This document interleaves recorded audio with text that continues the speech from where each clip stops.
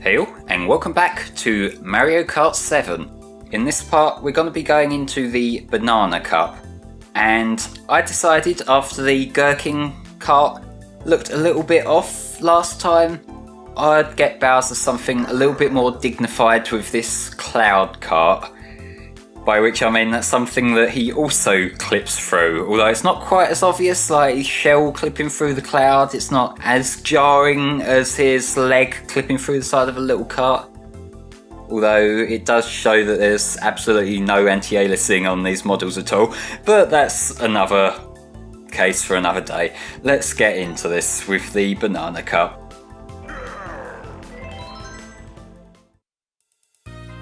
And I've got to say that Koopa-shaped structure looks so much better here than it did in the N64 one. This is such a huge upgrade visually. I know that's stating the obvious here, but you could probably put screenshots next to each other and just compare them and just, get an idea for what I'm talking about. But yeah, this track in particular, I do like this one. It's very simple. Aside from these slight alternate routes that encourage a bit of drifting and whatnot. But, sometimes a simple design for a track is all you need. It's pretty iconic. It's maybe not the most memorable one from 64, compared to, say, the Luigi track we raced in the last part, or even things like the train level and stuff like that. But, it's one of the ones that I'm fond of from 64. 64 doesn't really have many bad ones. I'm not too keen on the Wario Stadium track, and I guess the train level can be a little bit annoying depending on how the RNG works. I think it's RNG that decides when the train comes in and out. It might be timing, I'm not entirely sure. There is a pretty big Mario Kart 64 speedrun community that have spent years finding the ideal routes there. That was kind of a bit limp, me falling down. Yeah, I think it's Choco Mountain that there's been a lot of ongoing back and forth with, in particular, from 64. So I did watch a video a little while ago that was going over the history of Choco Mountain speedruns and how people had mastered these individual tricks over years and years. That there's all these old dates from way back, even as early as when the game first came out, that are still being worked on now, and that is kind of how the speedrun community works. But it's kind of nice to see that stuff documented, even as weird as it does seem to me whenever I see posts on different websites that are dated fucking 1999 or whatever. It's just when I'm looking through game FAQs for information on game walkthroughs and whatnot, and sometimes I'll see a post from 2001 or whatever, and it doesn't really click to me straight away that actually this was written nearly 2 decades ago and this is still relevant to us now. It's pretty cool that that's immortalised on the internet like that. But it's just one of the things that I do kind of like seeing relics of the internet from many years ago, because we're at a point now where the internet isn't really new anymore, and there's enough stuff out there that's very much a product of its time on the internet. Because you think the very early years of discussion forums and the text-based walkthroughs on game FAQs and whatnot, which people still make today, to be fair. A lot of the walkthroughs you see are entirely text-based, even though Game FAQs does support HTML guides now, which I would prefer people use more. It just makes it a lot easier to find what you want, and if you're scrolling through, it's a lot tidier than a text one. But I don't write walkthroughs, so I can't really be fussy about what other people do. They probably have their reasons. It's probably easier just to format it like that for the writers, maybe. I don't know. But then you get onto the other old eras of the internet, the old You're the Man Now Dog sites and that, which were a bit of a guilty pleasure of mine back in the day. And the early YouTube shitposts. And that's one thing I did notice when I was editing together the Rainbow Road part. of this game. I didn't actually mention that Rhymes with Stomach Rainbow Road song once, which is unusual for me. It's like one of my go-to fucking shitposts when it comes to Rainbow Road, but I guess that's maybe some character progression or regression, depending on your interpretation of it. And yeah, this is just a Mario Circuit thing, so it's not really much to bring to the table to discuss this, honestly. I kind of get why you get representations of these tracks, given it is kind of a big part of what Mario Kart was. But I've got to say, all these like adapted tracks from the Super Nintendo and Game Boy games, they kind of all blend together. They're kind of very samey when they're adapted into 3D. So I guess that's maybe why they don't tend to use too many of them. But it's not quite as bad in 8 when there's like the one that lifts up and they have the gravity mechanic going on, so it's a little bit different. But you know, in this game, this is very samey to like the Bowser's Castle level that we played.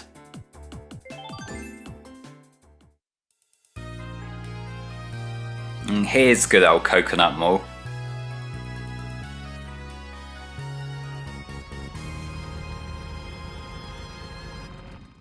So, am I instinctively going to start driving up the wrong escalator thing like I usually do? Because that happens quite a lot. Okay, so I'm aiming for the one on the right. I can see that now. Let's not fuck up. And let's also not fuck it up on the next lap when they switch over which one's which. Seriously, did none of them hit? Oh god.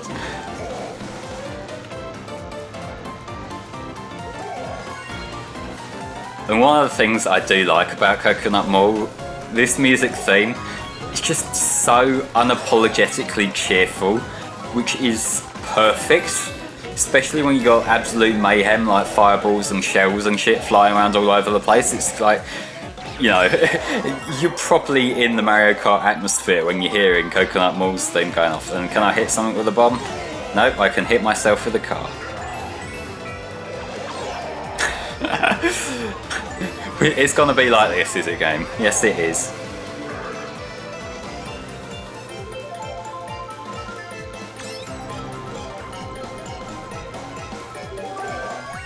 Let's go down the middle route this time and see if I have any luck this way.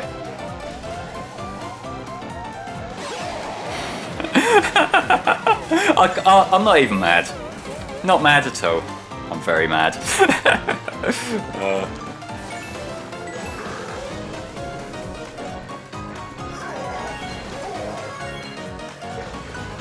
So yeah, like you can see the Delfino residence here. This is loosely based on Sunshine, I would take it. Like that font is very much Sunshine there. Like I don't think there was a shopping centre area specifically in Sunshine. It's more of a creative liberty they're taking here. But it makes for a really fucking fun track, so I will take it. Out of all the different areas from Sunshine, the one that surprises me that they haven't made a track for yet, the floodless levels. You know, the little areas where you go through when Shadow Mario steals your flood and you just gotta stick to raw platforming in them. Because that's a very unique aesthetic that they've got to them. It'd also be kind of fun to have a peppy Mario Kart song in the style of like that a cappella arrangement of the ground theme.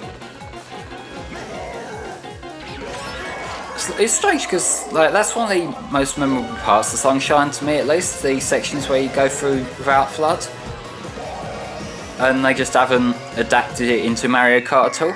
Like maybe it's something that they'll do in future.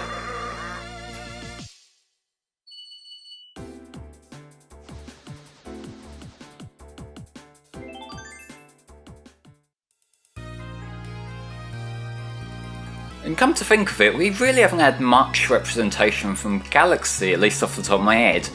Like, there's the ice level based on Rosalina, which, okay, like, that's a character-specific course in that.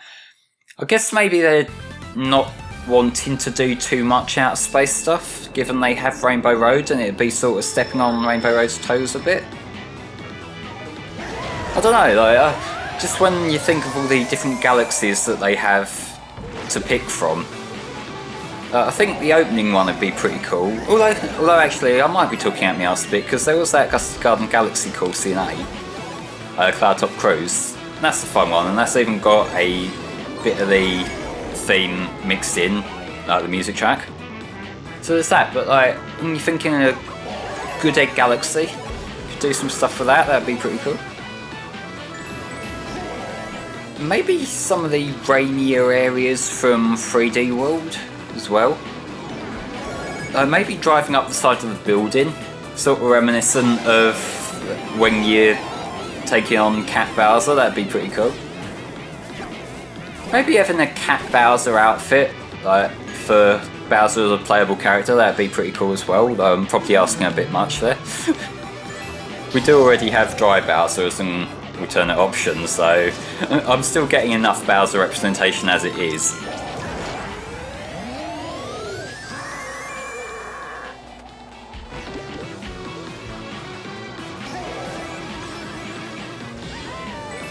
But yes, the pinball track, I'll say never really a fan of this one. That particular turn there has always fucked me up quite a bit. I'm never really prepared for it in time, which granted that is on me, but it feels a lot sharper than most of the other turns in the game.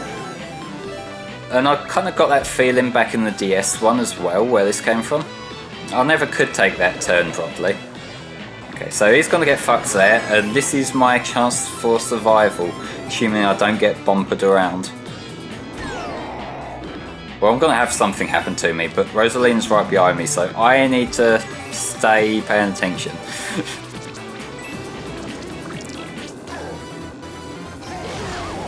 What? I didn't realise that just clip you through it. If you got lightning there, I thought given it was automated, it'd just keep going. Maybe that went a bit earlier than planned or something, I don't know. Fuck.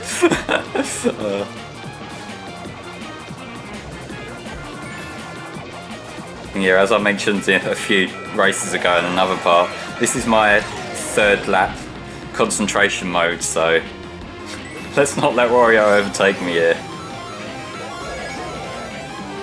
I guess he's mates with Waluigi, so he might have a bit of an advantage here, a bit of insight into the track maybe. I'm not exactly sure what Wario and Waluigi's dynamic is, whether they're meant to be like friends or whether they're meant to be brothers like Mario and Luigi are. Okay, just fuck me up big time. I don't know why I'm even bothering now, like, after getting fucked by the cannonball, like, or pinball even. I give up, guys. Just, bye. I'm done. I give up. 4th place. Let's see how I did overall. That's probably, oh, no, I'm still at the top. That was a race. That was a fucking race that was going alright right until the end. I'll take it because I still win. Okay, let's see the ending. Okay, so I had the loading screen time there to compose myself. I think, you know, that's just something that happens in Mario Kart sometimes. Like, you'd be doing alright and then you just get fucked over by everything right at the end. That's absolutely what happened there. Man, I'm... I don't even know. It's taken a lot out of me getting completely wrecked by like everything at the end there, just as I was trying to think. But I still got me first overall. I got the golden banana. My love is like a golden banana, as that one Donkey Kong Country song goes. But yep, ladies and gentlemen, join me next time for another part of Mario Kart 7. See you then.